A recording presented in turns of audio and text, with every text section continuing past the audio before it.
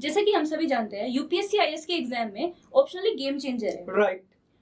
तो मेरा आपसे ये सवाल है कि जो नए एस्पिरेंट्स हैं वो अपने ऑप्शनल सब्जेक्ट का चुनाव कैसे करें, क्योंकि आपने खुद ऑप्शनल में 307 स्कोर किया है और अभी आप दिल्ली में एस्पिरेंट्स को गाइड भी कर रहे हैं। Yes, Ayushi, you rightly pointed out, optional is the game changer, guys. And securing 300 plus marks in the optional is going to secure your ticket to Labasna with a dream rank and dream service.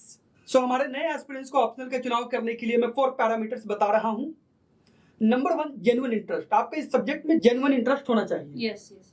क्योंकि अगर interest नहीं है तो वो subject आपके लिए boring हो जाएगा और आप लंबे टाइम तक सर्वाइव नहीं कर सकते। नंबर 2, आपके पास उस सब्जेक्ट में राइट स्टडी मटेरियल का होना बहुत जरूरी है।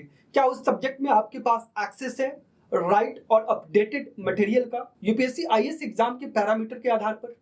नंबर 3, आपके पास इस सब्जेक्ट में एक राइट मेंटोर का होना बहुत जरूरी है, जो इस पूरी जर्नी में आपके साथ होंगे और नॉलेज के साथ साथ उस सब्जेक्ट की एप्टीट्यूड क्या है, उस सब्जेक्ट की स्किल्स क्या है, जिसके बेसिस पे आप 300 मार्क्स इंप्रूव करोगे।